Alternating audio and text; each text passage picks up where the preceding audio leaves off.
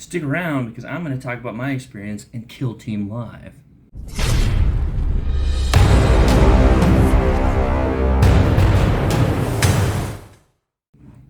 Hey y'all, Peyton Marine here, and I want to talk about Kill Team Live. Now this is, I guess, past the last day now of Nova. This is Monday, and I'm still in the hotel. I'm leaving today, checking out here soon. But I wanted to make this video real quick before I get on the road and head home.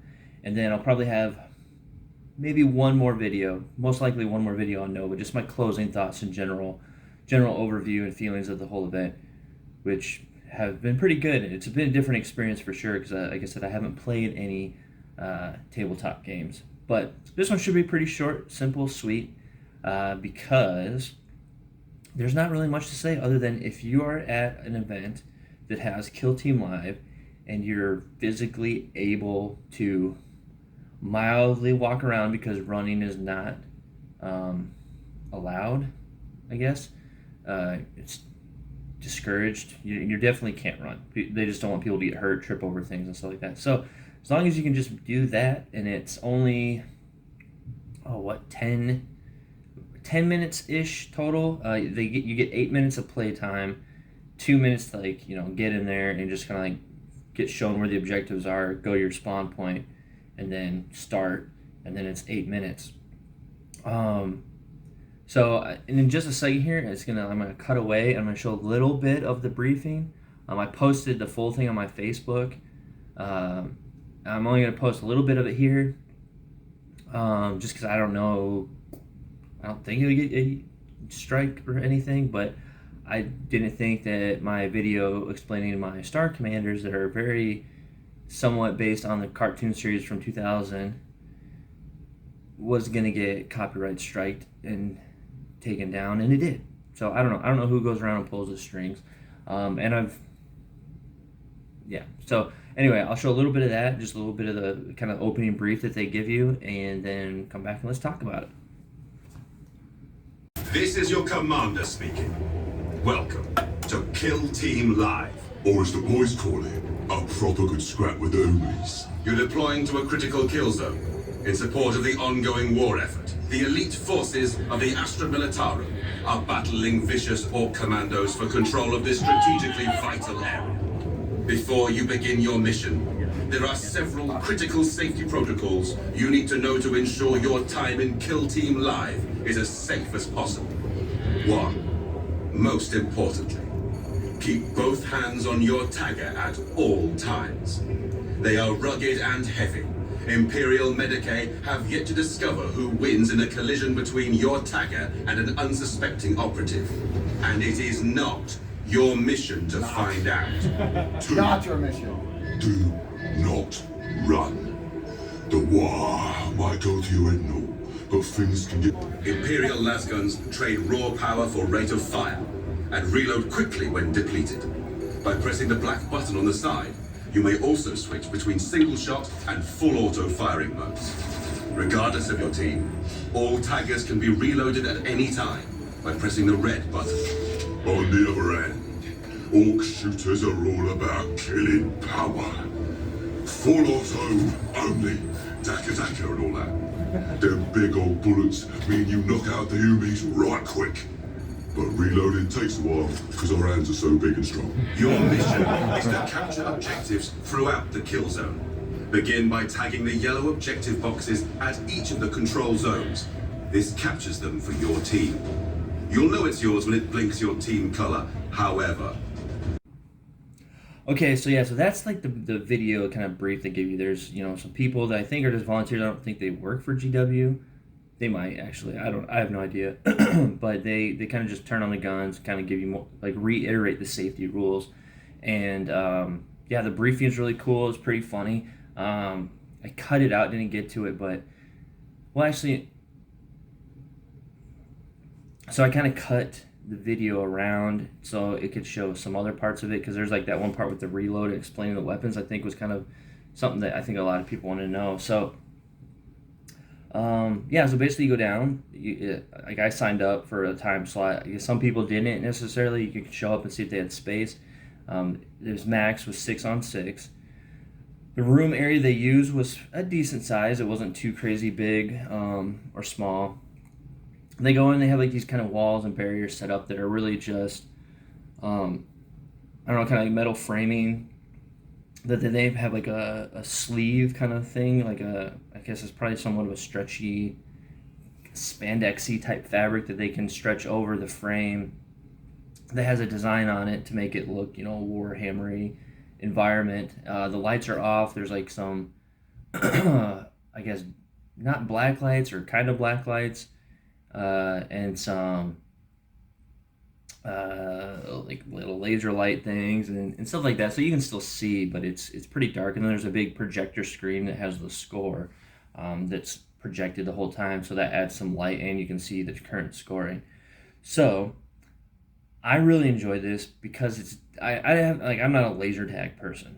I'll start off with that, I guess. I've probably only played laser tag 2 or 3 times in my whole life, and I never really enjoyed it for multiple different reasons. Usually, when I've played, either the tagger thing doesn't seem to work, or I'm not really sure how mine's working, or I'm not reloading right, or it like doesn't really indicate, or you don't really know when you're out of ammunition, and then have to I don't know. I've always had bad luck with it. Plus, there was no real rhyme or reason. It's just people running around, and they would just like run right up to you, shooting.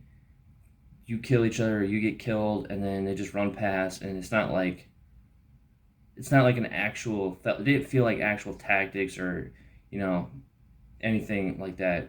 And that's kind of like what I mean. Why do people play, laser tag? I'm not really sure because I like I said, my few experiences, it didn't seem like it was just people kind of doing whatever. It wasn't like if you watched How I Met Your Mother, Barney, and how extremely serious he was about it. Um, I don't know. I don't. There may be people out there like that, but it's not quite. It's not like the same like airsoft or paintball where people are actually like legit trying not to get hit, and trying to employ some kind of tactics. So I never really like went out and sought it. When I see it at places and stuff, I'm like, yeah, whatever. I'm not interested because that's not fun to me. Like just running into somebody, just shooting away, and I don't know. And so never really done it other than a few times, and didn't really enjoy it. But this was way more enjoyable because of the added thing of the way to win is holding these objectives. Now they have like these box in the video, and I probably cut that part out, but it looks like these big cubes that like glow, and you're like, oh, that's gonna be. But it's not that. It's just like these little tiny, and I say tiny, they're little tiny little, I don't know, transceiver boxes. They have like a light on top that will glow either red or blue depending upon what your color of your team is, and you have to go up, shoot it, and then it changes the color of your team. Now those are like in 3 different. There's basically one in the middle and one kind of near each spawn point, not like directly but kind of adjacent. And you couldn't shoot it from afar because they had like a blanket or a thing, so it was like kind of like it was hidden in some trash. And of course you can't move any of this stuff, the objectives. So you have to be like right up on it to shoot to change the color, and it pretty much exposes you. Yeah, so I think that, and then of course, then after you get it, then you have to kind of secure it and keep others off it, and then whoever holds the most objectives the longest wins. Now, in our score, we dominated. I think we had. So the whole thing is 8 minutes. Like the objective that was like by ours, we held for like 6 minutes. Then the next one I think was the middle one we had for 4, and then the one that was closest to theirs we had it for like 2:30. Yeah, I mean we crushed them. Honestly, it was fun. Obviously we won, but even if we didn't win, it was still really fun. Now I wanted to play again, but I didn't have time. I didn't get to because I wanted to try to play the guard and see how different it worked, because it may have just been that their tactics, because I don't think they were too, because as an orc player you could kind of run out and be a little bit more aggressive on your own. I I think with the guard, they need to stick with at least two of them together, because it takes, even though they have more ammo and shoot a little bit faster, it does take a little bit more to take down an orc. So if they would have had two of them shooting at a time at the same target, it would take down. Plus, they can reload faster. So it's kind of like, especially if one starts shooting, the next shoots, then while they're reloading, the other guy's still got ammo shooting, and then he's reloading, he's done, he's up, he's shooting, and then they're reloading. And like I said, they kind of stick together in two-man teams. I think they probably would have had a better effort at keeping the orcs back, because on one-on-one, orcs won every time, just because they were more resilient and their weapons hit a little bit harder. And the humans, their weapons are a little bit weaker and they are not as strong. So essentially, it's got to be two versus one, going up against the orcs. But they didn't. They kept kind of just running out without any of that. So I don't know. Again, a lot of it was, for a good amount, there was groups of people that would go do it together, but, like I was just a random person. I didn't have anyone that I knew, so it wasn't like I was there with a bunch of friends and teams. I could be like, hey, this is what we're going to do. And for the most part, like, a group of random people works well for orcs if you don't want to, like, talk or try to do anything tactical. But for humans, I really do think for the guard, you need to have some kind of a plan. Basically, I would say you have to be in two-man teams or, whatever, two-person teams, and really lock down your lanes of fire. So, because there are some, like, you get some pretty decent avenues, and I don't know, really take them down. Plus, I don't recall. I think it was just like whoever controls. Well, no, because they said it was, yeah. So is it really like you can, the one that was by theirs, they could have locked down and kind of kept. They probably could have babysat two people on it and had the other four kind of branch out, get the middle, and then try and get the one that was closer to the orcs. I kind of thought that the two that were near the spawn points were going to be kind of washes. But, like I said, like, we only got the one near theirs for about 2 minutes. So I think that's what it said. So, like, if you think of that, like, we had ours on our side for about 6 minutes. So that was about the same then. So both the ones near your spawn points, each team had for about 6 minutes time. So it really came down to that middle one where we were like at 4:30 or 4 something. So of an 8 minute time period, we really, so if you, I guess, in that aspect, looking at it, it was a close game, right? Because it came down to whoever had that middle objective the longest. So while it seemed like, I don't know, in my opinion, it seemed like we were taking down the guard really easily. And that may have been the case, but at the same time, it sounds, or from the time that I can see that people had stuff, we held stuff the longest. Now, again, I'd have to go back and try to look at the stats because that may be a little bit skewed because there could have been a time, especially for the middle objective, before anybody got to it.